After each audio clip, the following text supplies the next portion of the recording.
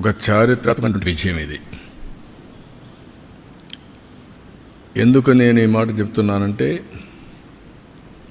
ఈరోజు గెలుపు అనేది ఒక బీజేపీకో ఒక ఢిల్లీలో ఉండే ప్రజలకే కాదు, భారతదేశంలో ఉండే ప్రజలందరికీ ఆత్మగౌరవానికి సంబంధించిన విషయం. ఈరోజు ఎక్కడికి పోయినా ప్రపంచంలో మీది ఏ దేశం అంటే భారతదేశం చెప్తాం, మీ రాజధాని ఏదంటే ఢిల్లీ అని చెప్పుకొని గర్వంగా చెప్పుకుంటాం. మనం అందరం కూడా మనకు మంచి భవిష్యత్తు ఉండాలి, ఎక్కువ అవకాశాలు ఎక్కడ ఉంటాయనుకుంటే మన రాజధానికి పోవాలనుకుంటాం. అది రాష్ట్ర రాజధాని కానీ దేశ రాజధాని కానీ. యాస్పిరేషన్స్ని ఫుల్ఫిల్ చేసే ప్లేస్గా ఉండాలి. అలాంటి రాజధాని ఇటీవల కాలంలో ఒక వెదర్ పొల్యూషన్, ఒక పొలిటికల్ పొల్యూషన్, ఈ రెండు పొల్యూషన్స్ కలిపి ఢిల్లీకి పోవడం మానేసి ఢిల్లీ నుంచి వేరే ప్రాంతాలకు వెళ్ళిపోయే పరిస్థితికి వచ్చారు. ఒకప్పుడు బీహార్ నుంచి ఒక ట్రైన్ ఎవ్రీడే లేబర్ అంతా కూడా అక్కడ పోయి పని చేసుకుని మళ్ళా ఈవినింగ్ ఢిల్లీ నుంచి బీహార్కి వెళ్ళేవాడు. ఇప్పుడు బీహార్ నుంచి ఢిల్లీకి రావడంలా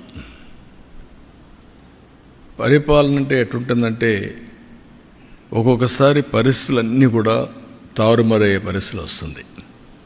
దానికి ఉదాహరణ ఢిల్లీ. అయితే ఇక్కడ ఏ మోడల్ వర్కౌట్ అవుతుంది భారతదేశంలో అనుకుంటే, ప్రపంచంలో ఎక్కడ కానీ భారతదేశంలో కానీ పీపుల్స్ ఫస్ట్, పీపుల్ ఫస్ట్. ఒక సస్టైనబుల్ మోడల్ క్రియేట్ చేయాల్సిన అవసరం ఉంది. అదే నరేంద్ర మోడీ ఒక సస్టైనబుల్ మోడల్ని క్రియేట్ చేస్తున్నాడు. ఆయన్ని మనస్ఫూర్తిగా అభినందిస్తున్నాం. ఈరోజు ఢిల్లీలో గెలుపు కూడా ప్రధానమంత్రి నరేంద్ర మోడీ గారిపై నుండే నమ్మకం.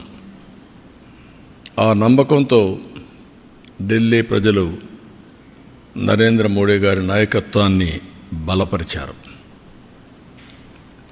ఇప్పుడు మీరు నేను మాటల్లో చెప్పడం కాకుండా విత్ ఫ్యాక్ట్స్ అండ్ ఫిగర్స్ కూడా మీకు ఎక్స్ప్లెయిన్ చేస్తున్నా ఏ మోడల్ వర్కౌట్ అవుతుంది దానికి. ఇప్పుడు మీరు చూస్తే డెవలప్మెంట్ జరగాలి.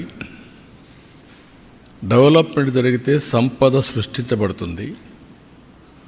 సంపద సృష్టించబడితే ఆదాయం పెరుగుతుంది రాష్ట్ర ప్రభుత్వానికి.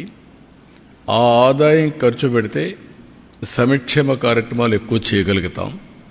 మళ్ళీ డెవలప్మెంట్కి ఫండ్స్ ఉంటాయి. దీనివల్ల ప్రజల్ని ఎప్పటికప్పుడు ఎంపవర్ చేసుకుంటూ తలసరి ఆదాయం పెంచి మెరుగైన జీవన ప్రమాణాలు ఇవ్వడానికి అవకాశం వస్తుంది. ఇది సింపుల్ థియరీ. ఇది ఎవరైతే సమర్థవంతంగా చేస్తారో good development, good politics, good governance, good politics,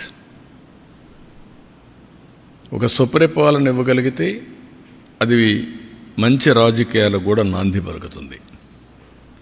భారతదేశంలో 34 years ఆర్థిక సంస్కరణలు ప్రారంభించి అంత మునుపు మనకు ఢిల్లీ రాజధాని, బ్రిటిష్ పాలన,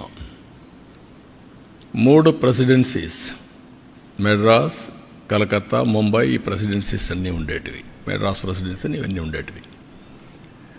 అవి మెగా సిటీస్ మనకు.